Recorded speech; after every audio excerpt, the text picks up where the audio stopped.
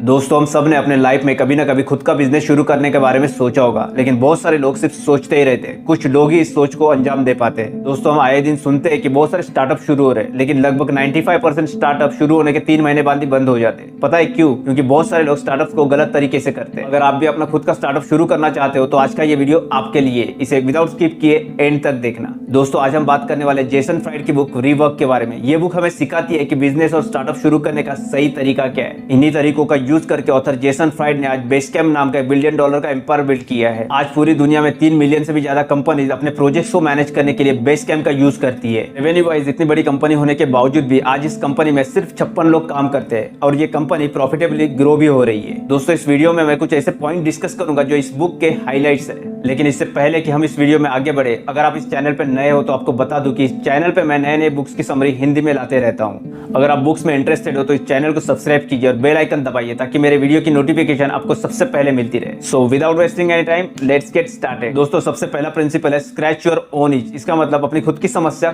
खुद हल करें। दोस्तों, जब भी आपको बिजनेस करना है और उसके लिए कोई नया आइडिया नहीं मिल रहा है तो ये देखो कि आपके लाइफ में प्रॉब्लम क्या है, फिर उस प्रॉब्लम का सोल्यूशन ढूंढने का ट्राई करो। अगर वो सोल्यूशन आपका प्रॉब्लम सॉल्व कर सकता है तो वही सोल्यूशन आपका प्रोडक्ट बन सकता है। आइए इसे कुछ एग्जांपल से समझते हैं। जेम्स डाइसन जब अपने घर में वैक्यूम कर रहे थे तो उन्होंने ऑब्जर्व किया कि उनका bag vacuum cleaner constantly suction power को लूज कर रहा था और बैग में से डस्ट बाहर आने के कारण एयर फ्लो ब्लॉक हो रहा था। इस प्रॉब्लम का सोल्यूशन ढूंढते हुए उन्होंने दुनिया का सबसे पहला साइक्लोनिक बैगलेस वैक्यूम क्लीनर बना डाला, जो आज डाइसन वैक्यूम क्लीनर के नाम से जाना जाता है और हर घर में यूज होता है। दूसरा एग्जांपल है अनुपम मित्तल। जब उनकी फैमिली उनकी शादी के लिए रिश्ते ढूंढ रही थी तब ये सारी बातें बहुत ही पारंपरिक तरीके से होती थी, जैसे कि कोई रिश्तेदार फैमिली मेंबर कहीं से रिश्ते लेके आते थे, फिर सारी चीजें जैसे कि पार्टनर का क्वालिफिकेशन, कुंडली, फैमिली, इन सब की बातें होती थी। ये सारा प्रोसेस टाइम कंज्यूमिंग होता था और उसमें ऑप्शन भी कम रहते थे। इस समस्या को हल करने का एक आइडिया अनुपम के दिमाग में आया। उन्होंने सोचा क्यों ना एक ऐसा डेटाबेस बनाया जाए जिसमें सभी बैचलर जो अपने शादी के लिए पार्टनर ढूंढ रहे अपना अपना बायोडेटा डाले और अपने रिक्वायरमेंट के हिसाब से पार्टनर को सर्च भी कर पाए। इसी आइडिया से शादी.com का जन्म हुआ, जो कि आज बहुत ही प्रॉफिटेबल कंपनी में से एक है।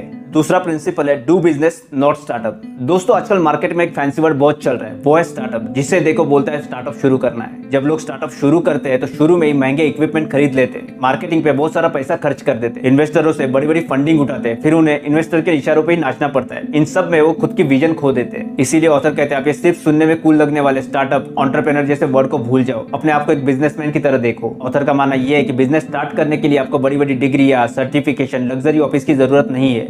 आपके पास जो भी अवेलेबल है उससे बिजनेस स्टार्ट करो और धीरे धीरे उसे अपडेट करते रहो। आप जो भी स्टार्ट करना चाहते हो डे 1 से अपने काम को बिजनेस की तरह देखो। दोस्तों, थर्ड प्रिंसिपल है स्टार्ट एट एपिसेंटर, यानी कि अपने बिजनेस का मुख्य बिंदु। जब भी आप कोई बिजनेस शुरू करना चाहते हो तो आपको उस बिजनेस का एपिसेंटर पता होना चाहिए। अगर आप कोई रेस्टोरेंट ओपन करना चाहते हो तो सबसे जरूरी चीज क्या होगी? टेस्टी फूड या फिर luxury furniture? Of course food. तो यहाँ फूड आपका एपिसेंटर है। अगर फूड अच्छा हो तो लोग सड़क किनारे स्टॉल से भी फूड खरीद के खाते हैं, लेकिन बहुत सारे लोग इससे उल्टा करते हैं। वो एपिसेंटर पे ध्यान न देके दूसरी नॉन इंपॉर्टेंट चीजों पे ध्यान देने लगते हैं, जैसे कि रेस्टोरेंट की डेकोरेशन पे बहुत सारा पैसा खर्च कर देते हैं, जबकि उन्हें उन पैसों को अच्छे शेफ और फूड की क्वालिटी पे खर्च करना चाहिए। इसीलिए अगर आपको अपना बिजनेस सक्सेसफुल बनाना है तो अपने एपिसेंटर पे फोकस कीजिए, उसकी क्वालिटी को इंप्रूव कीजिए, आपका बिजनेस अपने आप हिट हो जाएगा। फोर्थ प्रिंसिपल है पोर योरसेल्फ इनटू योर प्रोडक्ट। दोस्तों, ऑथर कहते हैं कि आपके प्रोडक्ट में आपकी पर्सनालिटी नजर आनी चाहिए। आप अपने प्रोडक्ट को रिफाइन करने के लिए उसमें पूरी तरह मग्न हो जाए, उसे इतना अच्छा बना दे कि कंपटीशन अपने आप ही खत्म हो जाए। आपने देखा होगा जब आप कोई कस्टमर केयर में बात करते हो तो आपका कॉल IVR से आंसर होता है। IVR मतलब इंटरैक्टिव वॉइस रिस्पॉन्स, जिसमें कि कोई रोबोटिक वॉइस बात करती है। जब आप कॉल करते हो तब सुनते हो हिंदी के लिए 1 दबाए, मराठी साठी 1 दाबा, फॉर इंग्लिश प्रेस 1, और इसमें कोई ह्यूमन इंटरेक्शन नहीं होता। दोस्तों, जब Zappos नाम की जूतों की कंपनी शुरू हो रही थी तो लोग उनके कस्टमर केयर की मिसाल देते थे। उनके एम्प्लॉइज कस्टमर से दोस्तों की तरह बातें करते थे और उनके कंप्लेंट पे जल्दी से रिएक्ट करते थे। इससे कस्टमर को बहुत अच्छा यूजर एक्सपीरियंस मिलता था। इस तरह Zappos के ओनर ने अपने प्रोडक्ट को एक पर्सनल टच दे दिया था और वो आगे जाके एक बहुत बड़ी कंपनी बनी। पांचवा प्रिंसिपल है कीप इट सिंपल। दोस्तों, जब सभी कंपनियां बड़े बड़े टेक्नोलॉजीज की बातें करती थी उसी समय स्टीव जॉब अपना आईपॉड लेके आ गए।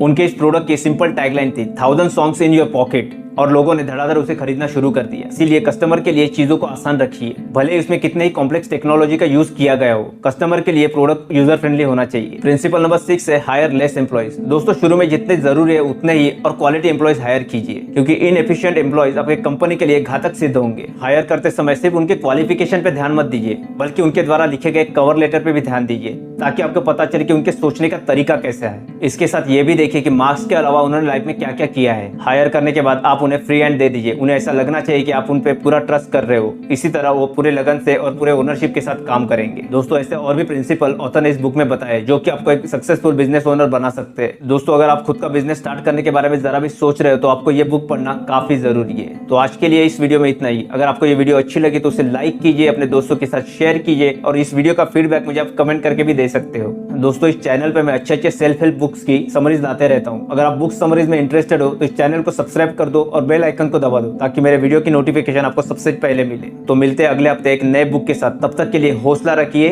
आगे बढ़िए।